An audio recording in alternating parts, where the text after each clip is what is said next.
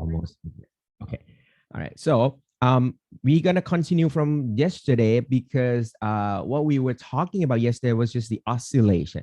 So when you were talking about oscillation, it means you try to describe the motion, just like what you did before in a one-dimensional motion, like you have a straight line motion, or you had with the projectile motion, circular motion. So yesterday was another kind of motion, is a periodic motion. So something that's sort of go back and forth, back and forth, back and forth. And then we learned the simplest kind of periodic motion, which we called this a simple harmonic.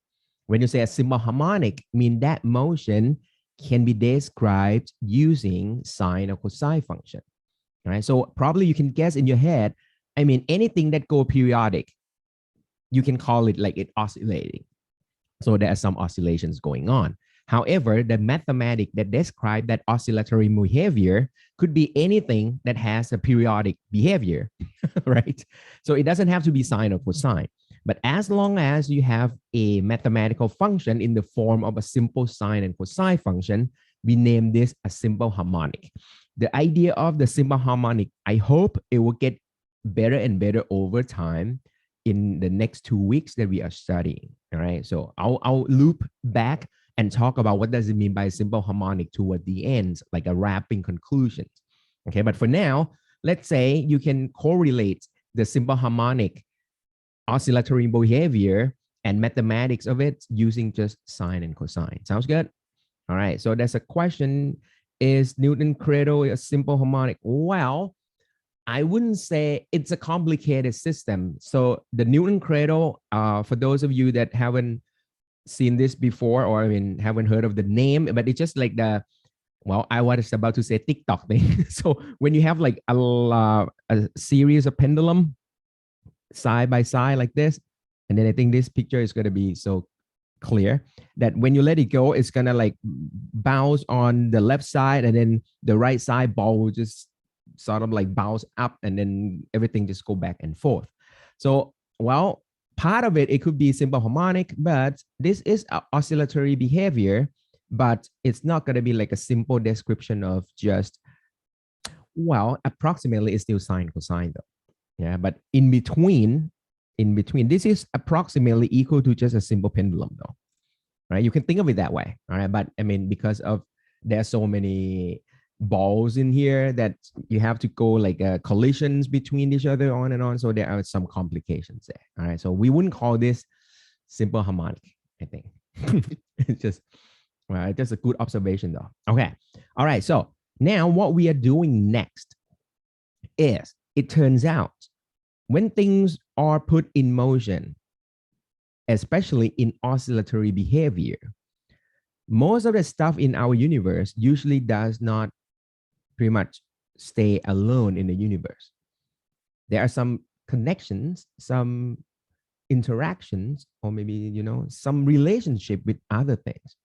So that means every time that something was set into motion, then that motion usually will have some influences on neighborhoods, objects, neighborhood atoms, neighborhood environments, and everything. You see what I'm saying? So what is about to happen next is, it turns out, if we take that periodic motion that we studied and use that motion to be some initial motion that eventually is going to create something else, that's something else that is going to get generated by this oscillatory motion, we call it waves. All right, sounds good? I don't know if it sounds good or not, but that's what it is. So what I'm saying over here is, if I speak right now, okay, so my vocal cord is actually vibrating. So the vibration can be described using some oscillatory behavior, just what we study, even though it's not simple harmonic. But every time that my diaphragm is actually going up and down, or up and down, or left to right, or whatever, it's going to push air around this. So the air around my diaphragm will feel the movement back and forth, back and forth. So the air itself will react to this oscillatory behavior. And the air itself is going to just do something about it. Then you think about it, when the air that next to the diaphragm starts to move, the next layer of the air has to move along with it. I mean, it doesn't have to be along, but it has to move somehow. And then the next layer of the air will start to feel the first layer moves. So the second layer will start to move along with it. When the second layer moves, the third layer will start to move. When the third layers move, then the fourth, on and on. You to feel what I'm saying over here? So that is due to the air has some interaction with each other. So when one moves, the other will feel, hey, why you're moving? If you're moving, then I have to do something about it because, I mean, you annoys me a little bit and something like that. And that is the propagation. And as you can see, everything starts from the movement of the diaphragm itself. So you can think of the diaphragm to be the source. And the propagation of that movement along, that is waves. Okay? So you can think of the oscillation of the diaphragm to be some sort of like a disturbance. When you say disturbance, means the diaphragm usually undisturbed. It's just standing still. It's just like a fixed diaphragm. And when you start talking, you flex your muscle or whatever, and you start to make this thing moving up and down, left or right, whatever, then it seems like you disturb it. But if you just look at the diaphragm itself, okay, it's just some oscillations. But then you say this oscillation generates disturbance that gets propagated away from the source.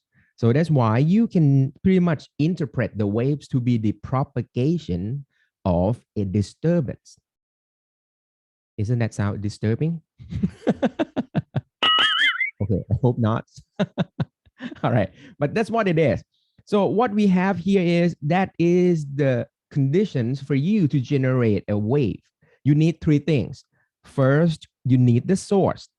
And now you can guess in your head, the source is supposed to be oscillating. And of course, because we're not going to try to do complex oscillation, eventually it's going to be simple harmonic.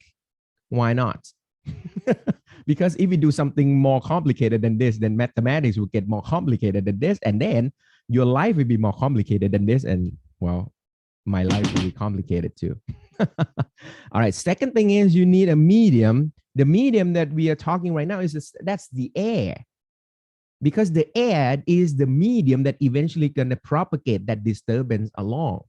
So the air that we were talking about acts like a medium for that disturbance to propagate. Sounds good?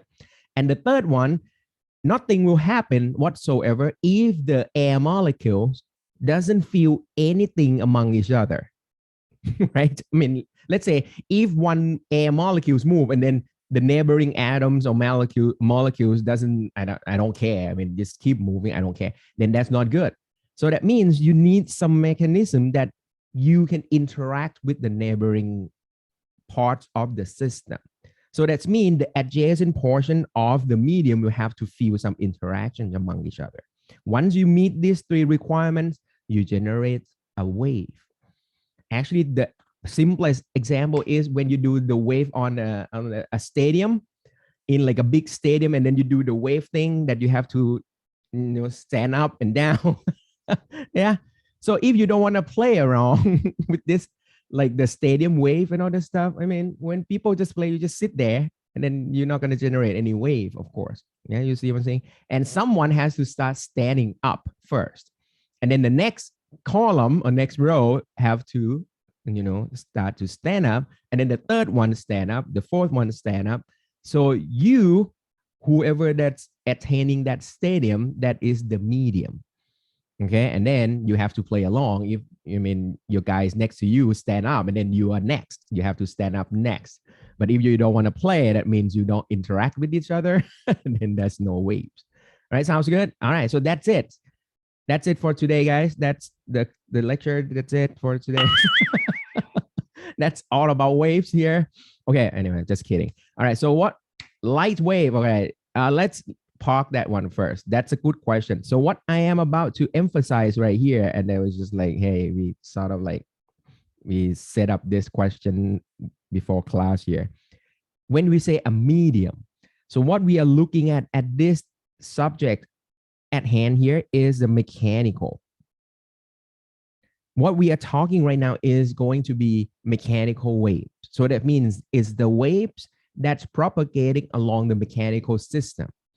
All right. And your friend just asking about the light that you guys know is another kind of wave, microwave, radio waves, light wave, X-ray, gamma ray, what else? UV, infrared. Those are all electromagnetic waves. So we're going to attack. Well, we probably don't have time. It's beyond the scope of this course, but that is another kind of waves. But the mathematics are pretty much, well, you can reuse what you learned here, there as well. Okay, but what we are going to focus in this subject or this topic right here is mechanical waves. All right, and then we're going to talk a little bit about light wave later when we talk about electricity and magnetism, and that will be the last module of the class. Okay, sounds good. All right, so for now, think mechanics is everything is going to be mechanical. Okay, all right. So here we go. So when things are mechanical, good things are, you can think about it easily, you can imagine about it easily, or you can even like grab something and then you can just play around with it because it's physical. So I mean, it's easy to, get things around you that generate waves. So that's what we are trying to do here. So what we have for mechanical waves, if you want to classify them in terms of how they move, you can classify them into two types. First one, we call it the transverse waves. The other one, we call the longitudinal waves. All right, and so easy, the idea is simple. The transverse wave, look at this. All right, this one happens all the time when you try to move things around. I mean, I have some, props and things that I'm going to show you later. But if you have a spring, but instead of compress or decompress the spring, you move up and down instead. Or you can think of this as a string or a rope if you want to. So if you move your hand up and down, you generate a wave. And the wave will travel, in this case, to the right-hand side. However, if you look at the part of the spring itself, here in this figure, you can see that each portion of the spring only going to move up and down. Can you see that? It's up and down, up and down. So this is what it means by transverse. The motion of the medium is perpendicular to the motion of the wave that is propagating. Okay, and now you can see the contrast. If you look at the longitudinal, so what you get is you have a spring now. Well, I don't know, can you hear it clearly? There's a spring and a string. My tongue hurts a little bit here. All right, so in the spring, it's a spring over here. If you compress and decompress the spring, and if you look at one portion of the spring over here, you can see that it's going to oscillate horizontally back and forth. And the movement of the propagation is still toward your right-hand side. So in this case, you can see that the movement of the medium, elements inside the medium, is parallel to the movement of the wave propagation. So we name this a transverse wave. Okay, cool. All right, so you just classify this whole thing with just, the way that they move with respect to the wave propagation direction. Okay, so the thing is, just for you to know, can you see something here just staring at this? And then can you feel that the complications start to creep into your life right now? Do we have 3D waves? Everything is 3D, of course. Yes, definitely. Everything can happen in all directions. So it is all 3D. But of course, we are going to start everything in one dimensional first, all right? Because it's the easiest mathematically done. And what we're going to do next, well, probably not in this course, but you can imagine for yourself that what will happen in 3D. Okay, can you see what is going on here?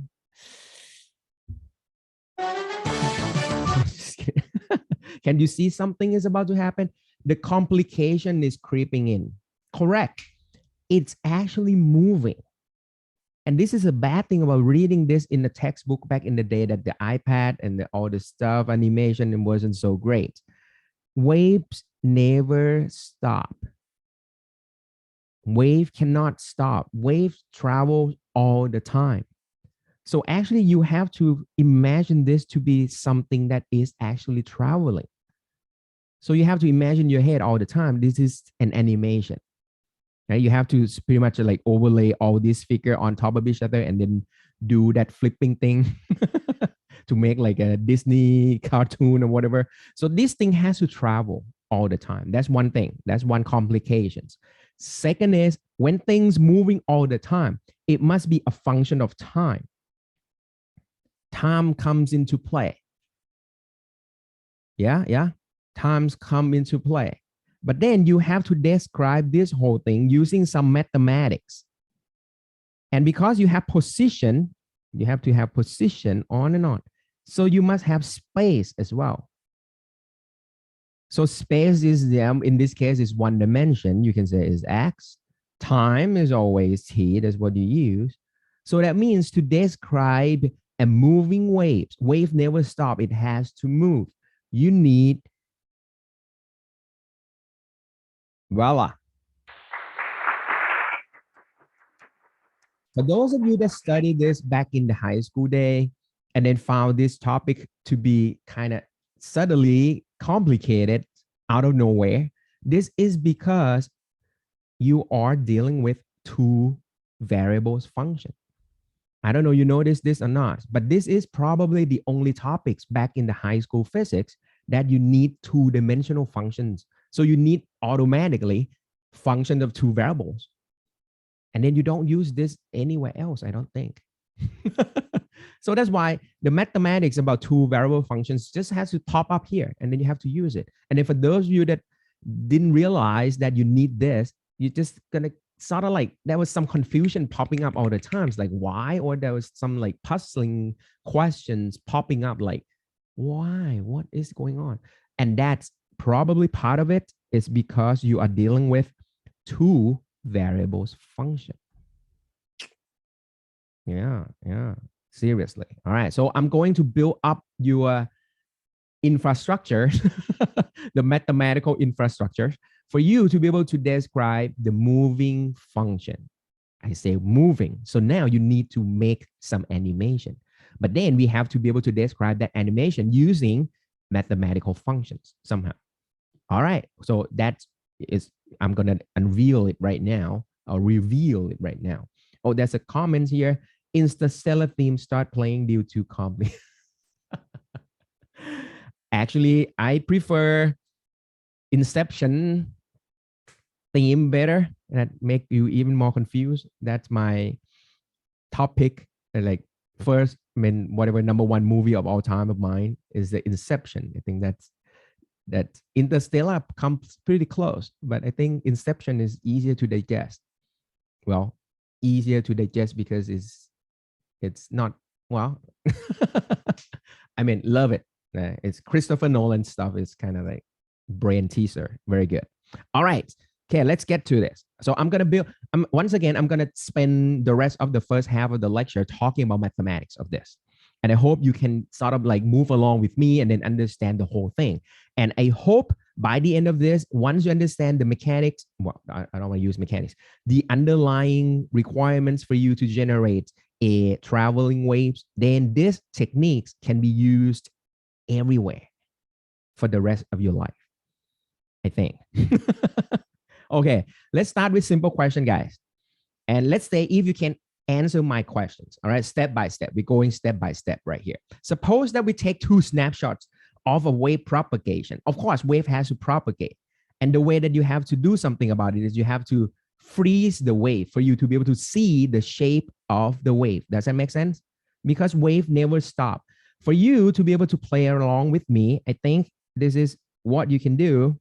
Okay, you can, once again, we need animation now. We cannot avoid it. So what you can go, you can search on the web and use the keyword. It's a PHET. That is the physics educational, some curriculum thing online. And that's created by University of Colorado. I was talking about, I was about to say California, but that's not what it is. So that's, you can go along with this. So it's physics, and actually it's a science simulation website. And it's been around for, I think, so many years. And there's some upgrade and all this stuff. And it's easier for you to use now. You can click on the simulations here. And of course, we are interested in physics here. All right.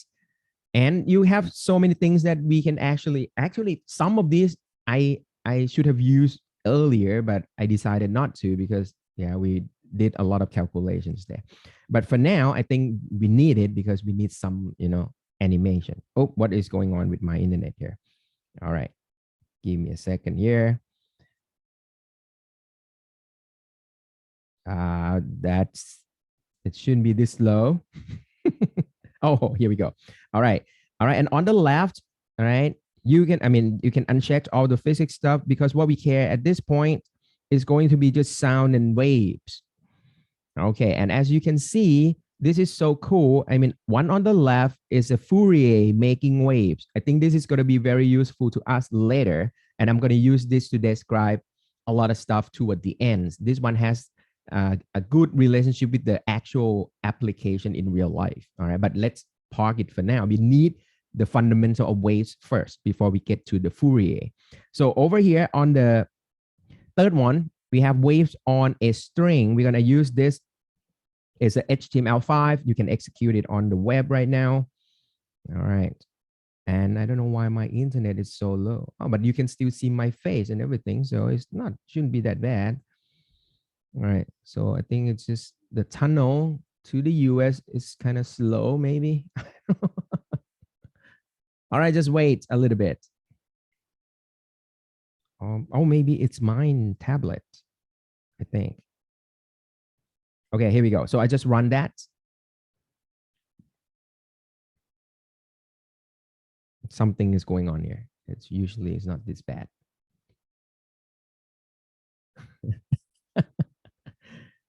There's something wrong here. All right, but I think maybe yours are already up and good. Oh, shoot. What is this? This is so weird. All right, but anyway, so I don't know what anyway will help me. If yours are already on, you can play around with the hand thing, and then you can move things around. You're going to generate a wave. Okay. And I don't know why mine isn't up. Oh, this is so weird. All right.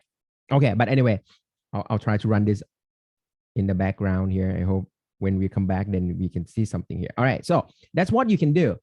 So when you move things around, like in the simulation, or actually you can grab a string around or whatever, then when you move your hand ups and down, you generate a pulse of waves. Yeah, makes sense.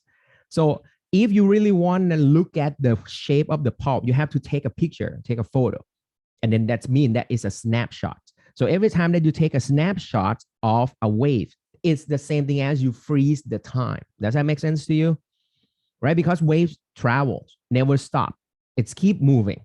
If you want to look at it at one moment in time, you take a photo. It's like you freeze the wave. So it's the same thing as you take a snapshot of that. Then you look at it. But then, of course, wave travel. So if you take two snapshots, it will be one snapshot at one time, and then there'll be another shot at another time. Okay, and as you can see, it travels. Now here comes the questions. Let's say once you take the snapshot, you know that I can describe this function, the shape of this. Let's say I can describe this shape of that wave to be f of x, some mathematical function.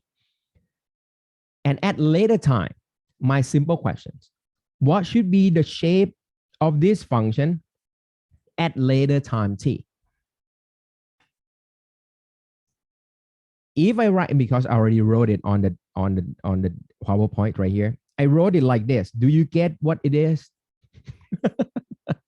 Let's start with this. Yahoo! You get it?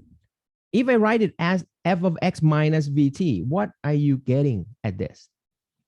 What is the comparison between the two? F of x at time 0 and f of x minus vt at times t. Do you feel anything at all? All right, I don't know if you feel anything or not, but this is what about to happen. So the reason that I can write it like this, because in general, what we are going to end up with is this form, staring at this for now. f of x minus vt. For those of you that doesn't feel anything, I will have you feel something right now. So what I'm going to show you is this. Oh, I think I have to pull my notes here. All right, so let me use like a, what should I do? Wait, give me a second. I need a blank space. So it's on here. All right, so let me add a page. Okay, so let's do landscape. There you go. All right, so here we go. Remember this? Don't need to remember, but I think you guys know this. It's a straight line. So this is y. The blue line is y equal to x. Is that simple enough? Yeah, okay, John. But then you say, if I have another line here, that comes from translating the blue curve, which is a straight line, to the right side by the distance of A along the x-axis. What is the equation of the red?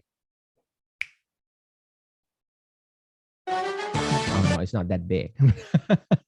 What is the red equation, guys? What is the equation for the red? So you guys can say, well, Ajahn, that's not bad because if you extend this one down, it's a 45-degree angle. So it's going to have the y-intercept at negative A. Same equation plus A. Okay, that's very good. So what you have over here is the red equation is going to be y equal to, slope is the same. So it's going to be y equal to x. But then the y-intercept is actually minus A. With me? Everyone? And try again. If I want to translate this blue curve to the left instead of to the right by the distance b now. So in this case, the y-intercept will be b. So the green equation will look like an x plus b, yes? Cool. All right, let's redo this whole thing one more time, guys. I'm gonna have my starting function to be parabolic curve. So it's y equal to x squared.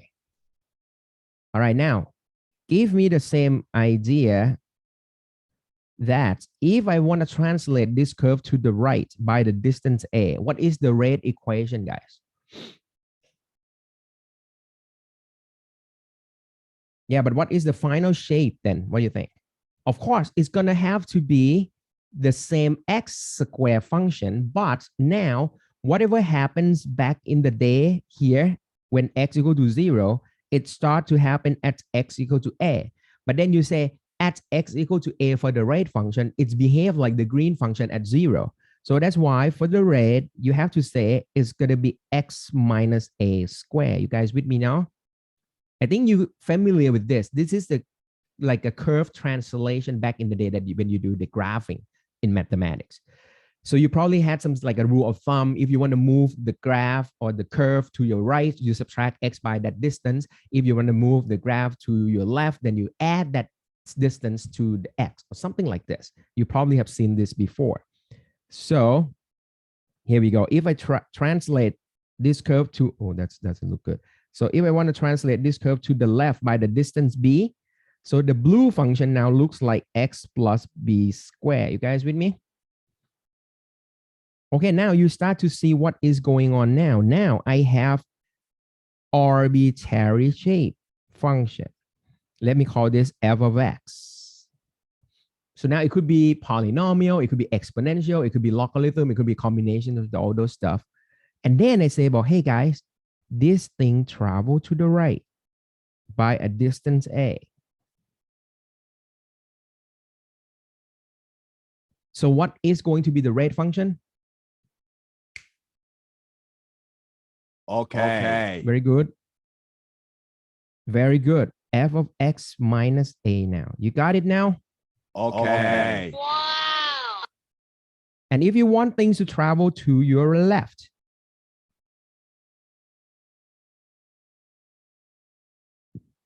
by a distance b, it's going to be f of x plus b. Yes. Okay. Okay. But that's not it. I want an animation. I want an animation. I want an animation. So imagine in your head, you start with the blue curve. I want the blue to move continuously to the right side with some velocity. Oh, here we go. Here we go. I want to make an animation of the blue function that is traveling to the right with the speed v. How can you do it?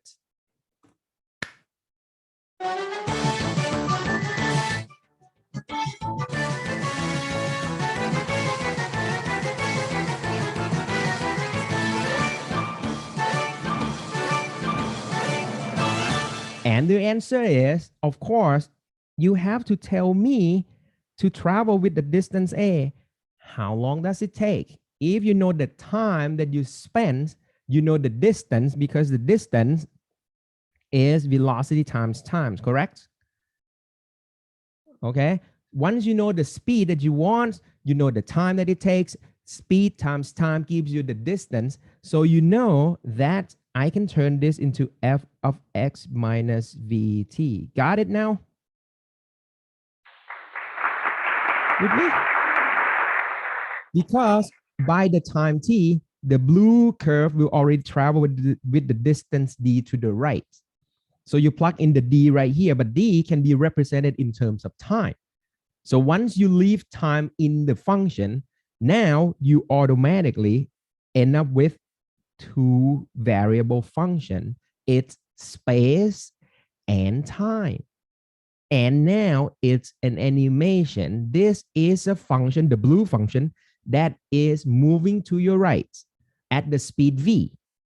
That's it. That is the traveling wave. Wow. Okay, guys, is it good? And now, Ajahn, if I want this wave to travel to the left, what do you do? Well, that's no big deal. If this wave wants to travel to the left, you're going to look at this wave to be plus Vt. We know this already, but now we don't want this to be like a static translation. You want this to be a dynamic. If you want an animation, you want things to move smoothly. So you leave the t in your function. And that's conclude. You understand this picture now? From now on in your life, every time that you see this x minus vt, that is a moving function. Is the x-axis time? That's a very good question. No, because when you look at this one, I haven't done anything on the axis. So the axis that you are looking at right here is still x, and it's still t on, not t, sorry, and it's still y over here. However, the curve in this xy coordinates travel in time. So that's why it's still an xy curve, but the curve is not at a single point or in a single position. It's travel in time. Does that make sense? But your question is perfect. If you want to draw a curve that has t on an x-axis, you can do it too now because it's a two variable function. So what I can do is this. Well, Ajahn, I want things to look nice. I can add the third dimension to it. This is still my y. This is still my x. Now you can add the t-axis to it. And now you will see that things will go like this. And at later time,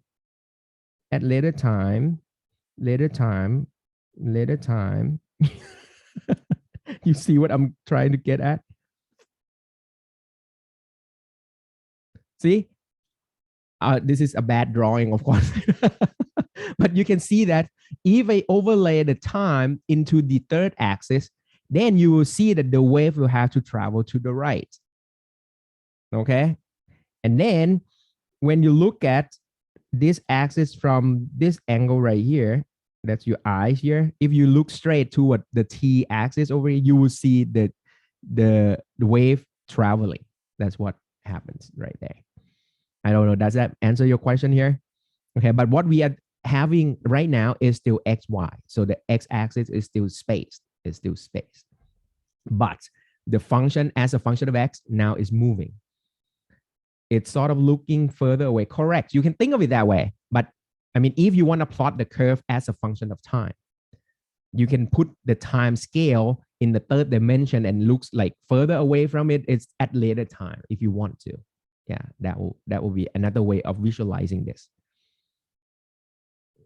Can it travel backward in time? No, not now. That's not now. Time is going in one direction at this point. Okay, so it's only travel left or right. It's a backward in space, but it's still not backward in time. So if you start time at 0 at some point, times keep going forward. Okay, all right. It's gonna go interstellar mode. No, not don't go there yet. All right, so from now on in your life, if you see x plus vt, well, Ajahn, that's easy. Now it's a traveling waves and it's traveling to the negative x direction. Cool. All right, now let's move things, sort of like go around, and then we're going to talk about this thing backward. So from now on, if you see these two variable function x and t, okay, now you know it's an animation. It's moving, never stop. We call this a wave function because it's a function that describing a wave, and waves we know is travels. So that's why it's a wave function. And now the word that we used before that we take snapshots over here, it's equivalent to you freeze the time. You guys with me? Every time you take a photo of the wave, it's like you freeze the time. Waves don't stop. I mean, sorry, wave stops at like at that moment. It's the same thing as you want to throw away the t. Well, Ajahn, I pick the t. So every time that you pick a time over here, you eliminate this variable from your equation. You guys with me? You can pick like t equal to 0. You can pick t equal to 5 seconds, t equal to 1 hour, on and on. But whenever you fix the time, it's the same thing as you already pick the value of the t. Once you already select the t variable value, you plug it in there, that variable will disappear because it's not varying anymore. You will reduce your function down to just only f of x. And that is the shape of the wave. And that's why we name it a waveform right there. So you guys, I hope you get all the things that need to be done here. Snapshot, it's the same thing as you take the value of time, just select one time and then plug it in. You take a snapshot. Once you take a snapshot, you have function as a function of x alone. You get a waveform of the wave, and that's one figure of this. One figure is going to be one waveform. It's a snapshot in time. All right, and that concludes what does it mean as an overview of what is about to happen in the wave function. The reason I spend so much time of this, because once you understand the underlying mathematics of this one, the rest will, I hoped, I mean, that for you too, it's going to be a lot easier than we just like get crazy with the form of the function that looks so crazy and you don't know what is the underlying meaning of each terms. But once you know it, it's very simple. Anyway, well, I wouldn't say it's simple, but at least it's obvious what each term means. Here we go. Okay. All right, guys, take a test. Well, we don't have quiz though. At time 0, a transverse pulse in a wire is described by the following function. Now, this is going to be your test. If you understand what we were just talking or not, you should be able to execute this one, where x and y are in meters. Writes the function that describes this pulse if it is traveling in a positive x direction with the speed 4.5. Do it now. Whew.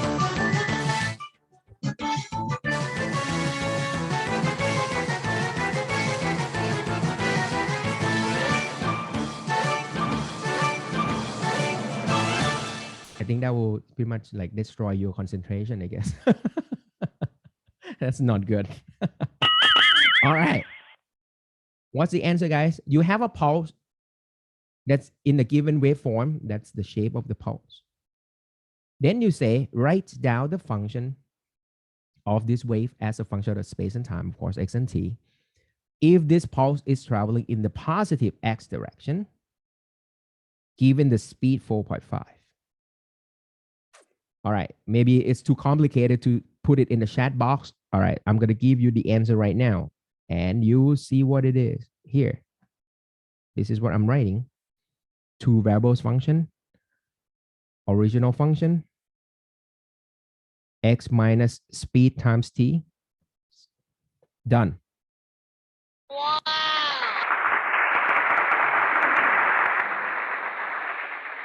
Isn't that cool? Maybe it just surprises you that it's too simple, I guess. That's it. That's all you need to do. Once you know the speed of the traveling wave, you multiply it by time. You know how far it has to travel or translate it at that particular time. You plug it in, replace the x by x minus. The reason that you pick minus because it is the right traveling wave, positive x direction. When I say right traveling, we assume that right is positive x. Yeah. Okay, makes sense? That's how easy it is to execute this kind of thing. All right, try again. All right, if you still sort of like don't believe me, you have a second example right here. A pulse moving along the x-axis and is described by the following function. It looks more complicated now. It's an exponential with the x square powers on and on. X is in meters and t is in seconds. Determine the direction of the wave motion. Second, the speed of this pulse. Seriously. All right, I don't have interstellar theme at this point. The app doesn't allow me to do that. Very good, correct. The reason for that is because all you need to check is you just check the sign. Okay, it's positive sign, so it means it's traveling a negative x direction. But then I just want to add on top of this, it's not like you just looking for the positive sign, but you're looking for the relative sign between x and t. The key is this. When you say x minus vt, it means it's a positive x direction traveling, right? It means that the sign of the x and the sign of the t has to be opposite to each other. So what I'm saying over here is, even though you have minus x plus vt, it's still right traveling wave anyway. Or if you have vt minus x, or you can have minus vt plus x, doesn't matter. They're all right traveling waves. You got that? Okay, because in the actuality, you don't need to write as an x plus vt, x minus vt all the time. You might have some manipulation of the form of the function. So over here, you can check that, oh, but Ajahn, x and t are going in the same direction in the function. So it means they're having the same sign. So in this case, it means x has to go in the opposite direction of time. Does that make sense to you? Yeah, because time keep increasing, t is going positive. For you to be able to track the shape of this function, you have to go in a negative x direction for you to be able to track one position of the function. So that's what it is. So correct, this is a negative x direction wave. Okay, what about the speed? Of course, Ajahn, you just look at the coefficient in front of time. That's how simple it is. So that's it. The speed of pulse is 5 meters per second. Done. 5 something. All right. Don't need something. It's exactly 5. Yeah. 0.00 or something that means 0.00. Got that? Not bad. Okay. So let's come back to the simulation. And I hope to be able to wrap things up here in the first half of the lecture. But I don't know, the pace is too slow, but I hope I try to stress the stuff that I really need to stress. And I hope that will make your life a lot easier in the second half. Here we go. This is what happens. Every time you move things, disturbance gets propagated. And just to make things a little less complicated, because we are not looking at the reflection, the interference of wave at this point just yet, I'm just going to have no ends, just like, hey, generate a wave and let it go. All right. And this simulation tries to generate an actual movement of the wave. It has some damping. And we talked about the damping, not yesterday, 2 days ago, that the damping is like you have friction in your system and it takes away some energy. So that's why further along, you can see that the shape of the function is kind of gets smaller and smaller. Just to make things like in an ideal situation, I'm just gonna sort of get rid of that.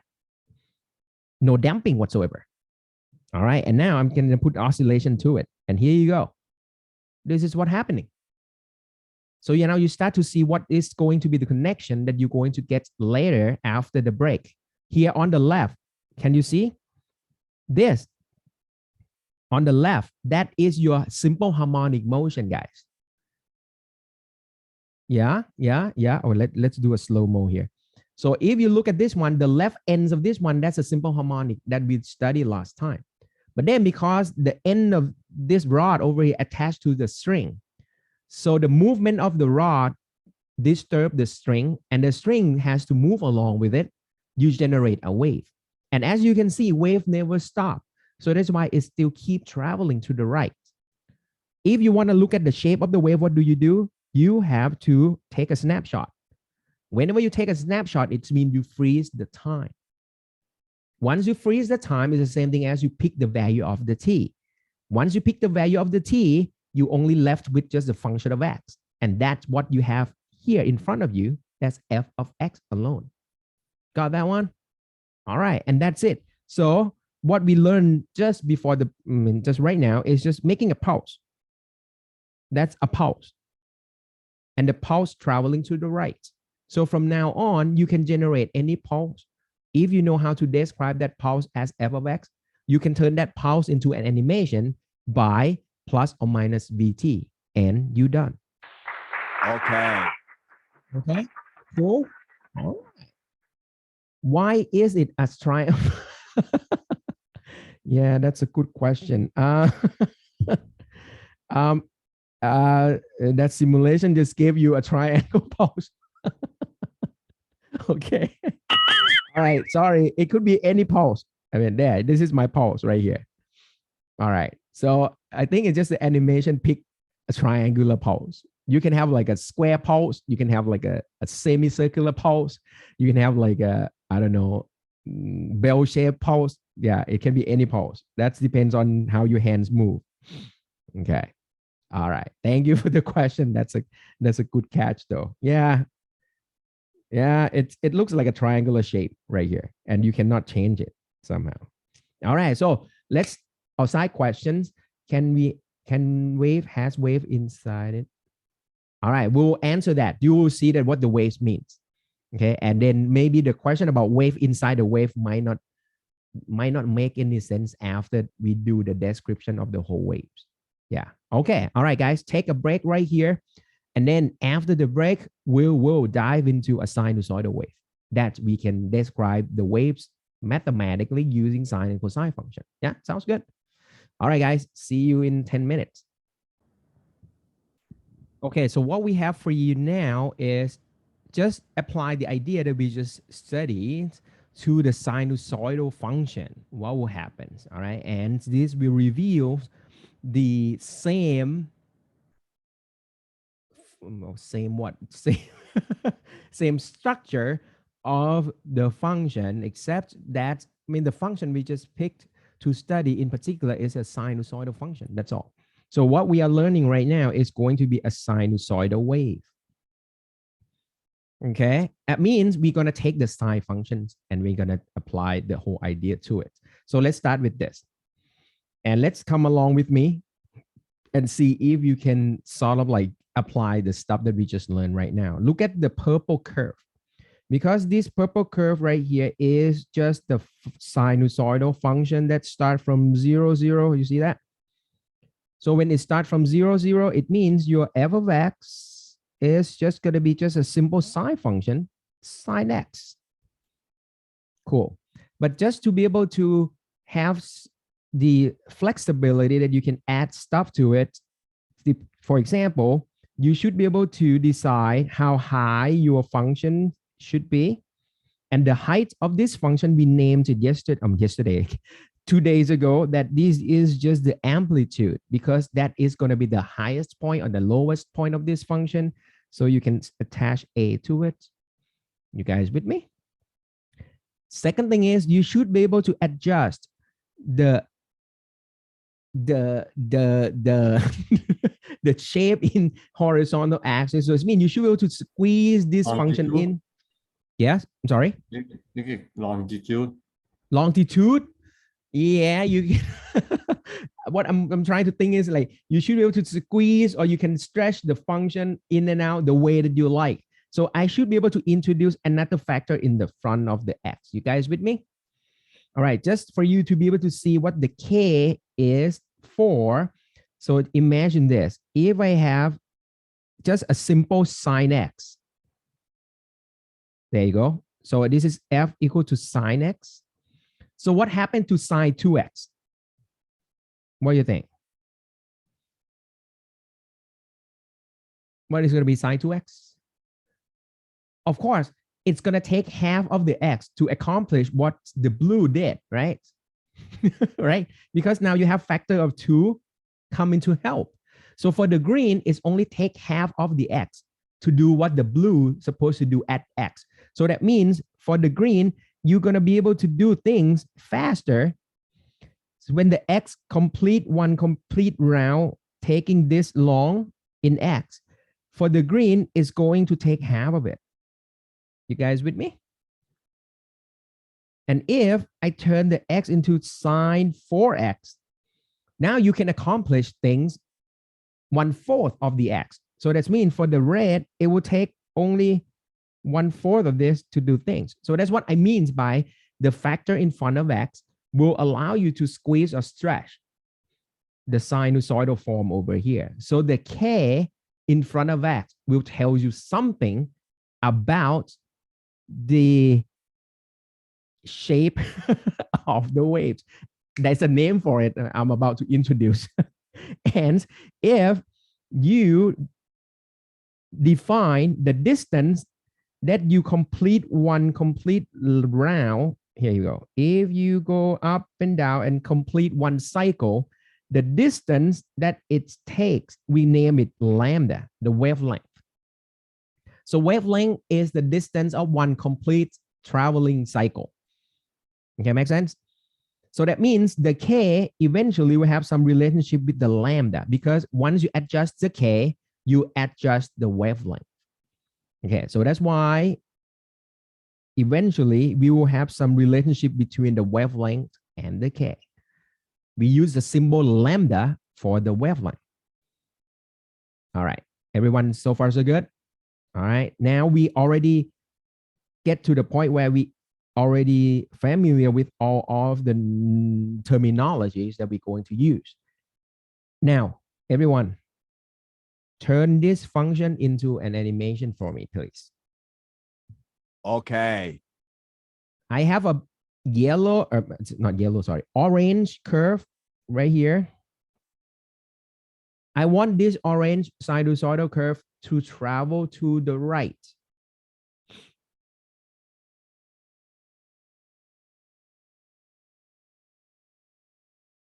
Very good. I know it's going to be tough to type. It's too long. It's mathematical equation. But the blue will be a function of space and time. And what we just agree on in the first half of this lecture, all I need to do is just take the original shape of the function a sine k, and that's x minus vt. Yes, very good. Okay. Okay. Why not? That's it. You already got yourself a traveling sinusoidal wave. Congratulations, guys. That's it. But then, of course, it depends on the shape of this function that you want to describe and make it look nice. Yk is outside the bracket because what you did before, when you have to do something about it, you have to, you have to turn x into x minus vt. So the vt actually attached to the x. You guys with me? So wherever you have an x, you turn x into x minus vt. So this is the reason why k is still outside, because k has to multiply the whole x. So when x turns into x minus vt, k is still has to minus vt along with it. Okay, got that? Okay, okay. Makes sense? Okay, all right. So we want to transform the x. So that's why k multiplied by, you have to have the k multiplied by the x, no matter it gets transformed or not. Okay, so after the transformation, you have x minus vt at the end, k has to multiply the whole thing. Yes. All right. So good. Now, so you get to see what is going on now. Let's move on to the next step. Your friend just asked, well, Ajahn, what about if I want to draw the third dimension? Remember, we draw the t-axis toward the third axis in the XYZ diagram. If I want, I can also do that as well. So that means I can plot the curve between y and t. So that means I can think in the dimension of time. Dimension of time, right? These things get complicated a bit, but not too bad. When you look at the time, you have to think backward. That means you already freeze the space. You guys with me? Okay, come again. At the time that we were talking about the traveling waves, you take a snapshot, you freeze the time, you get f of x. You can do an opposite direction. What happened if I freeze the x? I should get f of t. Yes, got that one? Okay, so just to be clear, what I'm trying to show is this. Look at the oscillation again. Okay. If I freeze the time, bam, that's it. T is gone, it's f of x. But if instead of doing this, I freeze the x, if I freeze the x, I have to ask you guys to focus on one thing here. Let's look at the green dot second from the left. Okay, the left one is just on top of that rod, so we forget about that one. Move on to the next green. I cannot draw on this here, but that's what it is. So look at the second green dots from the left. If you're looking at this alone, it's already, that means you already freeze the x. You guys with me now? Because I told you to, hey, look at this green. And this second green dot is located at a single value of x. So that's when I already freeze the x. But then you can see that the green dot's going up, down, down in time. So if I want to draw a diagram, not a diagram, if I want to plot a position of the green dots with respect to time, what do I get? I get this as well. The green dots go up, down in time. So this is f of t. Same thing as when you take a snapshot. Now you pick the x. Once you already freeze the x disappear from the equation. The two variable functions reduced down to only a single variable function, f of t. But the shape still looks sinusoidal. What else can it be? Because we're generating a sinusoidal waves. So if you plot the curve between y and t, what you're going to get is now same shape, but now the dimensions change. The distance between 2 points that look alike. In space, we call it wavelength. In time, we call it, we have seen this before, it's the period, because it times that the wave takes to complete one full cycle. And once we hit this period thing, then the definition of frequency is natural, because frequency is just the inverse of the period. So you get the frequency to be 1 over period t. And once again, you can now complete the whole thing by, I don't know, have you seen this equation before? If I'm asking you, well, hey guys, what is the speed of this traveling wave in the form of the wavelength and the frequency? How can you calculate that? So come back here again. So you can see that the wave travel all the time, but it's going to travel in the distance 1 wavelength within the time of 1 period. Is that correct? With me? Wave travel 1 wavelength distance is going to take 1 period, because that's our definition of these two terms. So the speed of wave is going to be automatically is the distance over time. Good. Distance over time. But then you just say the period is just inverse of frequency. So that's it. You probably have seen this equation somewhere, V equal to F lambda. But V equal to F lambda is not a special equation for the waves or anything. It's just distance over time. And by definition, we already defined the wavelength, lambda. We defined the period. Sorry. And then, so what you get is just period is inverse of frequency, V equal to F lambda. So from now on, once you know the frequency or the period of the wave, you know the wavelength of the wave, you automatically know how fast this wave is traveling. Cool? All right. Okay. So once we get all this stuff, come back here. This still looks, well, it looks good already, but we want to make it even nicer, and it's sort of like very compact and nice and neat. So let's follow me here a little bit.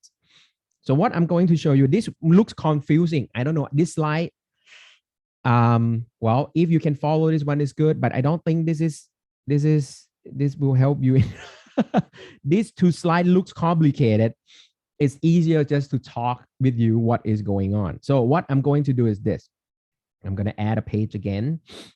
Okay. Here.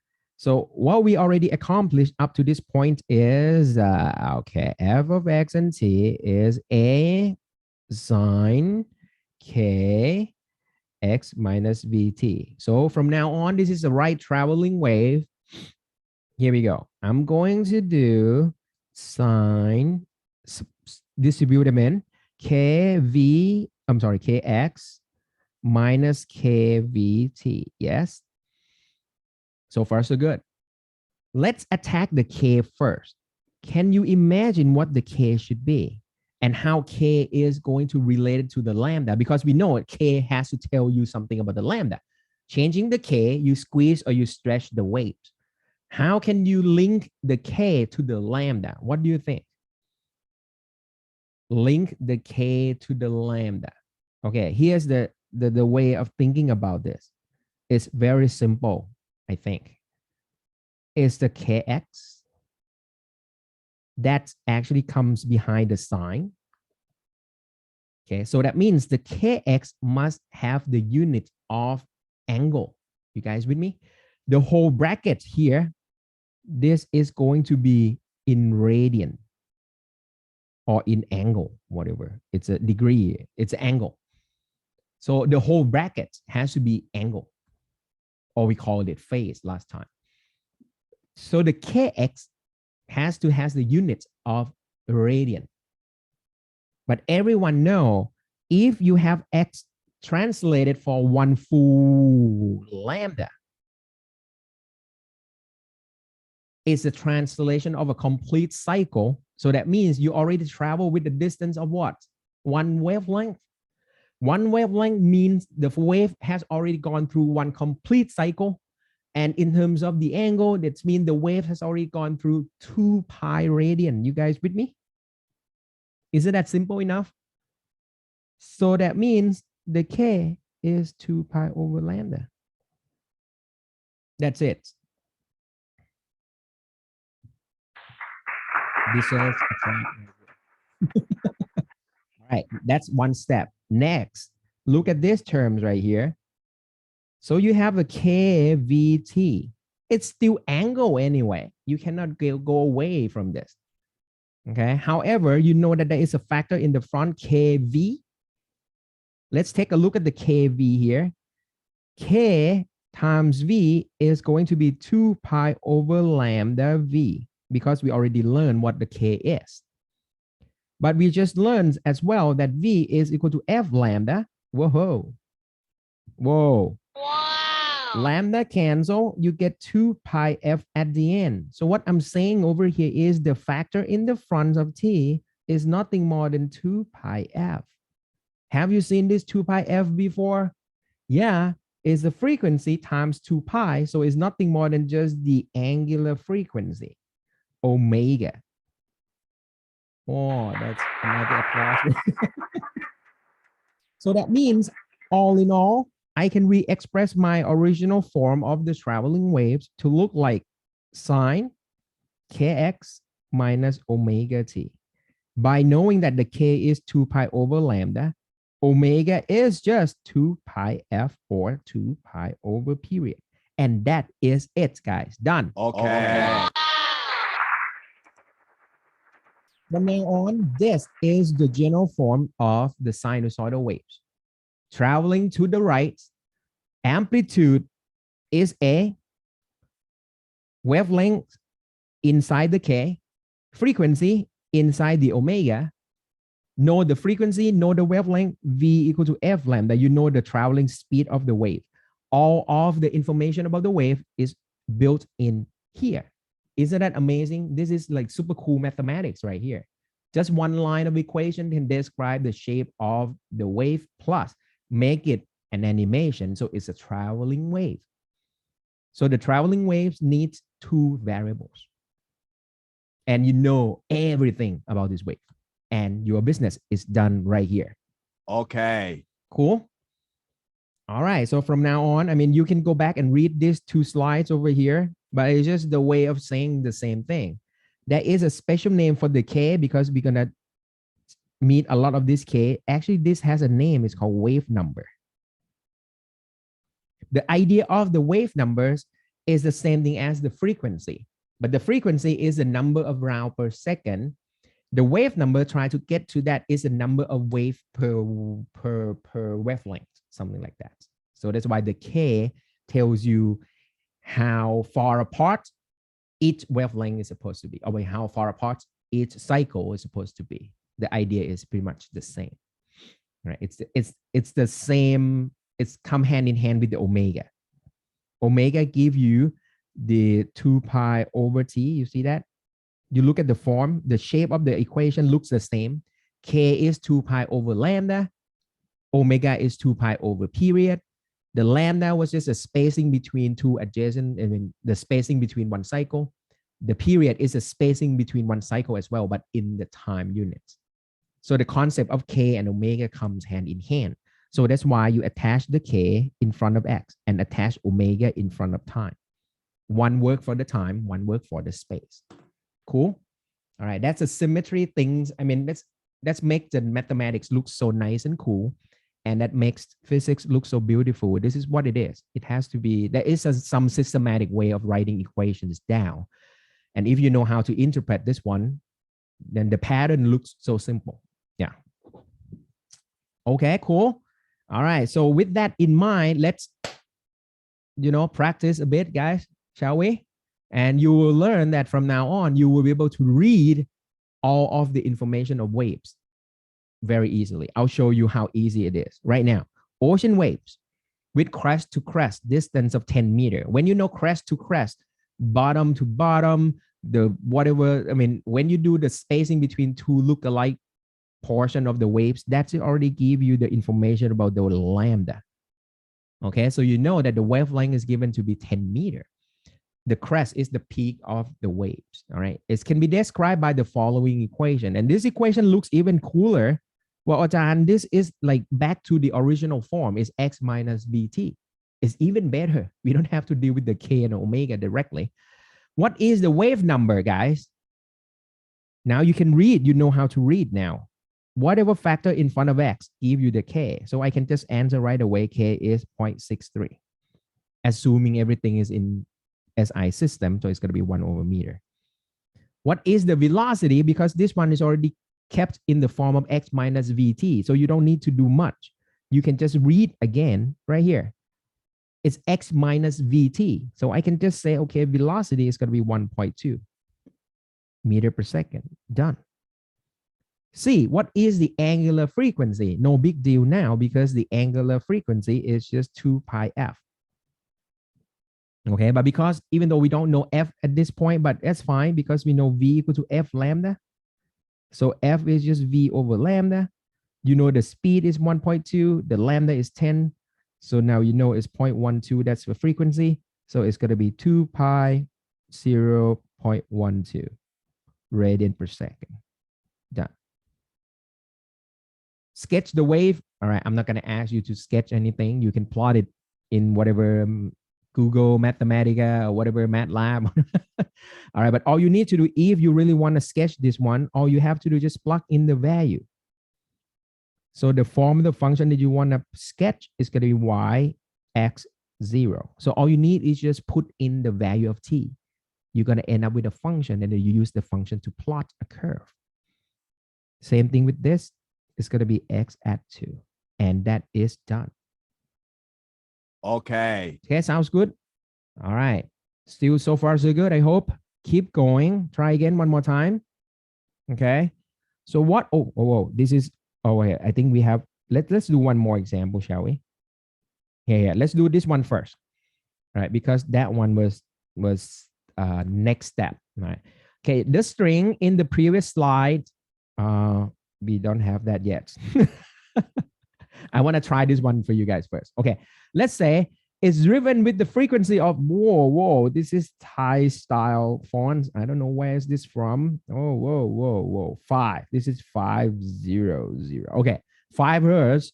The amplitude of the motion is given to be 12 centimeter. Yeah, that's a nice font right there. The wave speed is 20 meter per second. Okay, nice. Okay, determine the angular frequency. The angular frequency is omega, and the wave number is k for this wave, and write the expression for the wave function. Let's do this one, guys. Okay. All right. You don't have to worry about the previous slide. All right, we'll talk about that. But let's say you are given all the information about the waves. You are given the frequency, the amplitude, the speed. Can you figure out the omega, the wave number, and write down the expression for the wave function? Haven't seen Thai number in a long time. Yeah, me too. All right. Okay, still recognize those though. All right, guys, try this one. And I'll give you like a few minutes and then we'll check the results together. Okay, let's say you are given all this information, a bunch of these informations, and all you need is just write down the wave function. Go ahead. It has to be good. I mean, I hope you understand how to write the wave function now. All right, let's give like a few minutes, shall we? Yeah, try it.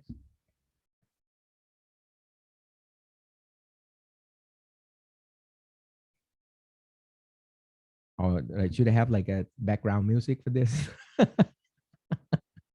No. Shouldn't. It's just like annoying.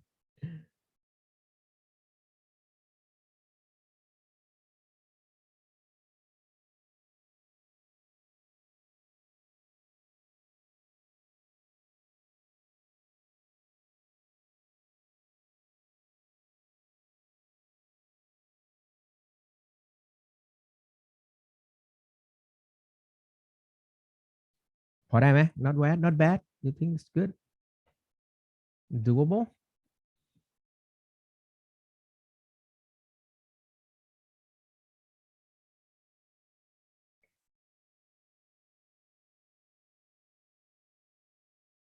Very good. I hope you got that one. All right. So the key is, all right, for those of you that really want to go like a systematic way, the frequency is already given 5 hertz.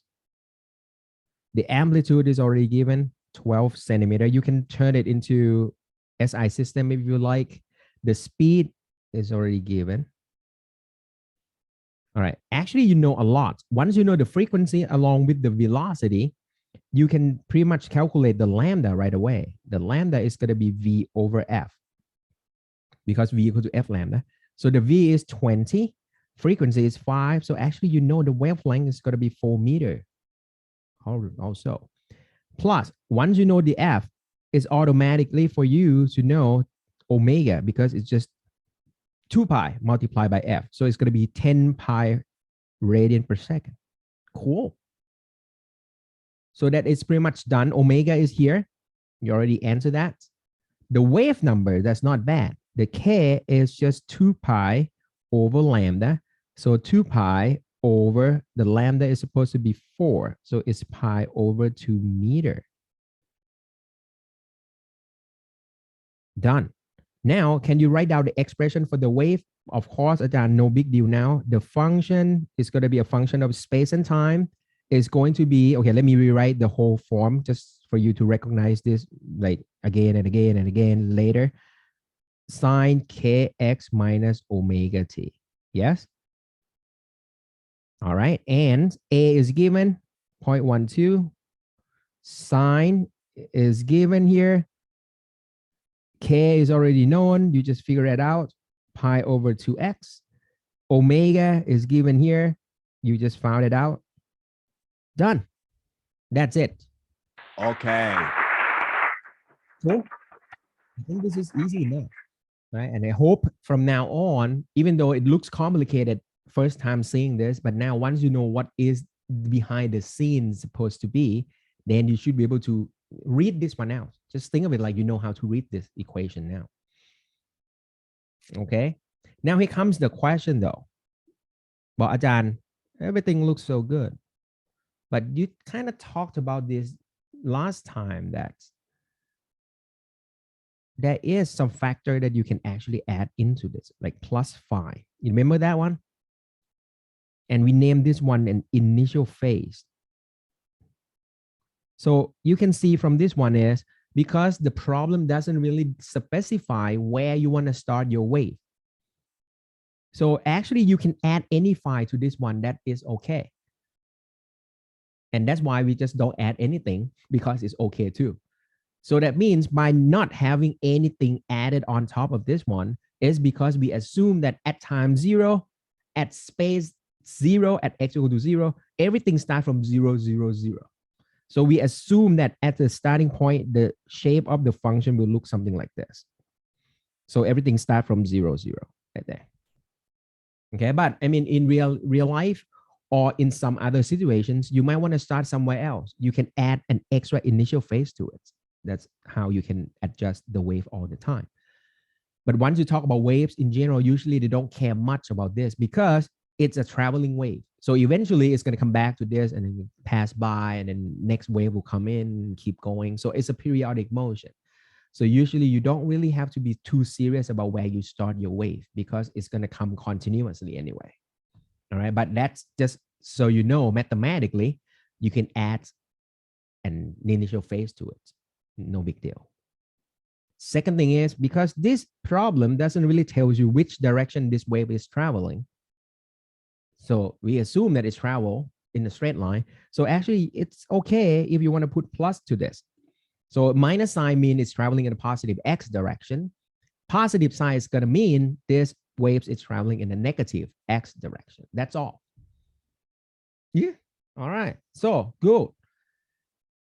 Now, the last chart of the day. I hope up to this point, you kind of see what is happening for the waves. Description though, right? That's the key, the description. But then what you're looking at, let's move on. Well, Ajahn, okay, I think I kind of like get this. I know how to read this one. And because it's still sinusoidal waves, so the source of this propagation comes from the simple harmonic motion you saw from the simulation. It's just something moving up and down in a simple harmonic fashion. The disturbance gets propagated away in the simple sinusoidal function as well. So this is a sinusoidal wave. Okay. So a mechanical example of this one is if you have a blade and the end of the blade attached to a string, and then you flick the blade will start to oscillate up and down, and then you generate a wave along the string. This is the scenario that you can see on the right. Okay. And with this, once you know what is the amplitude of these waves, that means that is the highest point that the blade is going to travel up and down. Okay. That would be positive A down here, negative A down there. Okay. And you know the speed of this oscillation. That means you know the frequency of oscillation on and on. So from this information, you will be able to write down the wave function, no problem. And once you know this, you can read everything you need. You read out the amplitude, the lambda is in here, the F and T are in here. Everything is already in here. The directions in here. Everything is good. My question is, guys, this whole thing is only on the right side of the equation. It's equate to what? What is this? So you extract the information about the waves just only looking at the right side of this equation. My question is, what about the left? What is this? It's equal to what? So once you pick the X, once you pick the T, plug it in to the right side of the equation, you're going to get a number, right? What is that number stand for? I mean, what does that number is representing? So we have to loop back to the original point that we started out this lecture. See this? When you pick X, that means you pick a point. Oh, that's too big, sorry. When you pick X, that means you pick a point. Let's say X equal to 0.5 meter. You pick a time, so it means you take a snapshot. You freeze the wave. You plug it in, you plug the X, you plug the T, you get a number. That number tells you exactly what is going on at that X at that time, that the medium is at what level. This is the Y. You guys with me now? So what we are trying to get to is we are describing the movement of the medium anyway. But it's the medium that is under the wave propagation. Okay, you got that one? Okay, one more time. What we're having right here is the description of, it's still simple harmonic motion, guys. There's nothing more to it, because if you look at this orange dot over here, that means you look at the string at this point right here. The string cannot travel along with the wave. Cannot. The string has to be there. But the only thing that the string can do is just move up and down. It's only up and down here. That is this string can do. It's just up, down right here. That's it. Up and down, up and down, up and down. There's nothing else it can do. So this motion right here is still simple harmonic motion. But it's just simple harmonic motion at this position right here, X equal to this. And if you leave the time alone, you're going to have everything is still moving under time. You remember we freeze the X, you get F as a function of time. And that function of time is still simple harmonic. Everything is still sinusoidal. I hope I won't confuse you. Everything just sort of like go around and around, like in this pool over here that is kind of like, it's like talking about the same thing, but this just different angle. Yeah, they are all sinusoidal functions. So with that in mind, so that means the left-hand side is just the position, but just to be obvious, we're going to use the transverse wave to show you this. So make it nice that Y, the reason Y is the vertical displacement. So you can call this like a transverse displacement. So this will be nice displacement. This is going to be a nice contrast to the X, which is the horizontal axis. So the Y tells you the displacement of the medium in the vertical directions. And this equation of the whole thing that you have been studying tells you the equation of motion of this particle in the medium right here. So once you know this, nice. You can figure out the speed by differentiate once. You can figure out the acceleration by differentiating twice. See how simple it is now? Okay. Okay, but then the thing is, you are dealing with a two variable function now. When you want to take the derivative with respect to time, you have to do a partial derivatives because you want to leave the X alone. You don't want to take derivative with respect to space. So that's why you use the d curly d now, curly d. So it's a dy by dt. But derivatives goes on just like before. That's derivative of sine, you get the derivative of sine, you get cosine. Do the chain rule, you get extra negative omega out to the front. And you can interpret the same way that the numbers in the front will give you the maximum possible value. So the maximum speed is omega a, just like before, simple harmonic. You do the derivative one more time, it's still a partial derivative with respect to time. You differentiate cosine, you get negative sine, but then you have extra negative omega out. So you get omega square a and negative sine in the front. This is still the maximum acceleration possible. Okay, so everything that we learn is just describing the motion of the medium anyway. But it's getting a little bit tougher because now it's both space and time. Okay, but underlying things about what we are doing over here is still simple harmonic in nature. All right, so before we move on to examples, what we seeing right here toward the bottom half of this slide is if sometimes you want to jump ahead and calculate the speed by knowing the displacement, there are some relationship between them. So I don't want to derive this too much because some of you might not like it. And then I think some of you would like to probably need to go back and study this one a little bit further first before you can digest this kind of thing. So you can leave this portion of the slide as like you do it later, but for now you can take of it like a formula or like a shortcut that say that if you somehow know the displacement, vertical displacement, so it's a transverse position y, you will be able to jump ahead and calculate the transverse speed right away without going through the calculus, the derivatives and all this stuff. Yeah, by using this relationship right here. All right, just for now. But for those of you that once you come back here and try to study this one more time, then you know, the derivation of this formula is just on the left. Okay, not too bad. It's just eliminating the sine and cosine out from the pictures. That's all. Okay, sounds good. All right, just for now, take this one, think of this one just like a relationship between the vertical transverse displacement and a transverse speed. That's it. All right, guys. So I hope that's complete the whole picture. And I think these last two slides is the conclusion of today's lecture. That's what we are trying to understand and build the whole mathematical procedures, processes, and understanding. Everything just lead to this. All right, let's give it a shot and apply this, shall we? Let's 2 more slides and then we're done for the day. Sounds good?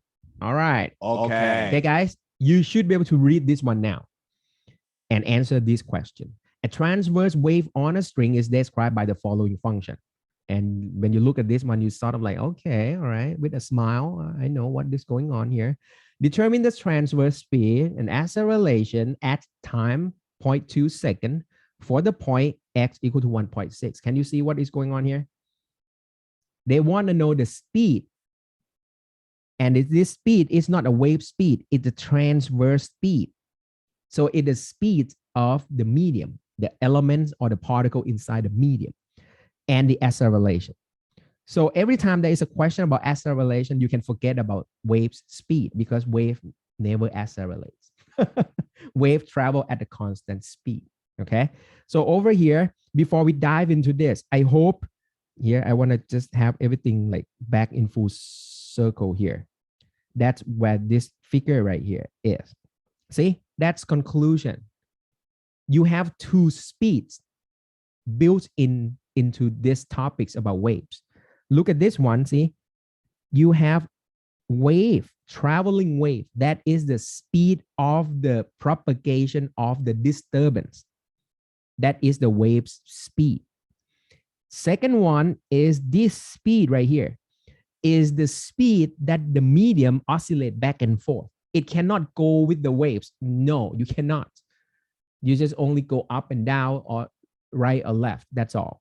So no matter is a transverse or is going to be a longitudinal, all you get from this is going to be just a simple harmonic motion around your equilibrium point. But the propagation of the wave just keep going. Got that one? I hope you see what this whole waves business is about. I think one scenario that you can imagine yourself be in is when you floating in the sea.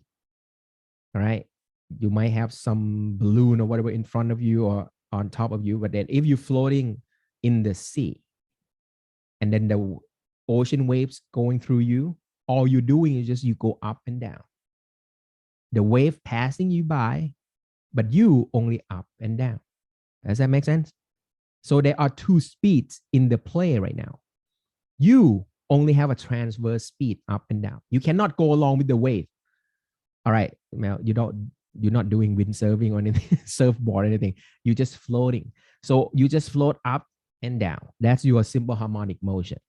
But the wave come from whatever million kilo, not million kilo, many whatever so far away from this deep ocean or whatever, and just passing through you. There are two speeds. Okay, I hope this is clear. That make this business a little bit complicated because it's a two variable function right here. Okay, come back here. So determine the transverse speed and acceleration at particular point in time. All right, so this one is straightforward.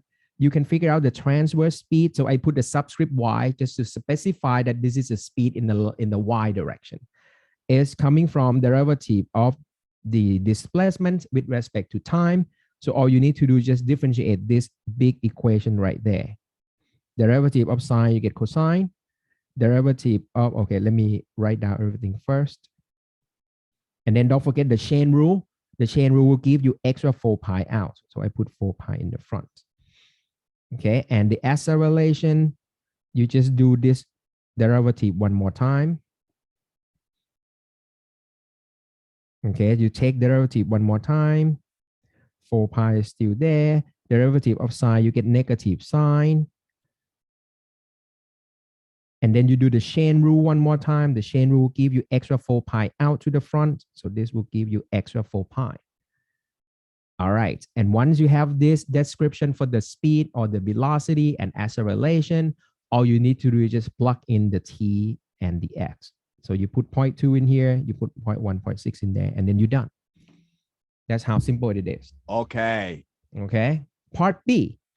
You say, hey, what are the wavelength, period, speed? Whoa, this one is like, you can smile now because this is straightforward, Ajahn. The wavelength, I can extract it from whatever numbers in front of x, right there. K is pi over 8. Got me? That one? Yeah, pi over 8 is just the coefficients in front of x. Okay, this one may be easier to see. So that must be equal to 2 pi over lambda. That's, we know the relationship between the k and the lambda. So the lambda is going to be 16. What about the period? Just read out whatever factor in front of time, that is your omega. Omega is 4 pi. 4 pi is going to be 2 pi f. So f is going to be 2 hertz. That is your frequency. So the period will be just inverse of that. 1/2 second. Not bad. And what about the speed of waves? That is done because you know everything now. V equal to f lambda. F is 2 hertz. Lambda is 16 meter. So it's 32 meter per second. See, you know everything about waves now. Congratulations. Okay. Isn't that cool? All right. Not bad at all. Okay. Keep going. Last one, guys. Any questions up to this point? I hope this is not bad. Last one. All right. Oh, okay. This one, it looks bad. It looks bad. I don't think I'm gonna try to ask you this in the exam because this one has the business to do with the initial phase angle. And I think this one is kind of like gonna throw you off a little bit because it's like a tiny detail about the mathematics that you need to put in here. So I think part B, maybe you can skip it. But I will show you how it's done. And then you can probably study this, I mean, at later time if you like, but I'll show you that, I mean, the main characteristic of the whole thing is still there. You have a transverse sinusoidal waves on a string with the period given. All right, that's nice. And it's traveling in the negative x direction. That's good. So speed is also given. Okay, let me write down the information that I know. 25 millisecond. Milli is 10 to the negative 3. Okay, so that means I should be able to get to the frequency to be inverse of this. Okay, and that is 1,000 over 25. 1,000 over 25, that is 40 hertz. Okay, pretty good. And the speed is given. So let me write it down. V is 30 meter per second. At time 0, the particle on string at x equal to 0 has a transverse position of 2 centimeter and traveling downward with the speed of 2 meter per second. So this is it's not that bad, but it just, I don't want to introduce this topic right in the first day of doing this thing, because I think you want time to digest this. So at least I will give you a hint. So for the part A, you should be able to answer the question by using the expression right here, because the expression right here link between the displacement and the speed, there is the A built into it. So by using that one, your life will be pretty good. Yeah, this is nice. Why? Because omega is already known is 2 pi f. Right, you know this. V is already known to be 2 centimeter. I'm sorry, speed is 2 meter per second. But then there is a downward, so you put a negative sign to it. But you will see eventually when you solve it, negative sign doesn't come into play. Y is 2 centimeter right here. So you can put 0.02 meter there. See? So by using this expression right here, you can solve for A. A should come out very nicely from here. Okay? So that's give you a hint of this is going to be the upper limits of the question that will show up in the exam. It shouldn't be greater than this in terms of the difficulty levels. All right. So I think to make it nice and clean, what I'm going to do is this. I think I'm going to pause here. The time is already good as well. And I'm going to use this one as a review examples next time, next lecture that we're going to study next topic. Sounds like a good plan. And so during the week or during the long weekend, in case you have some, craving for physics and stuff, you review it, and then you might be able to read a little bit more, get some more understanding, and then you try to attack this problem before the next class. Sounds like a good plan? All right, but everything should be pretty close with the twist of introducing back the initial phase angle. So this is going to be the most general way of writing down the wave function. Okay, sounds like a good plan here. Okay. All right, so if that is the case, that's it, guys. Thank you for sticking around. All right, I'll see you guys on Monday, and please take care of yourself. It's I don't know,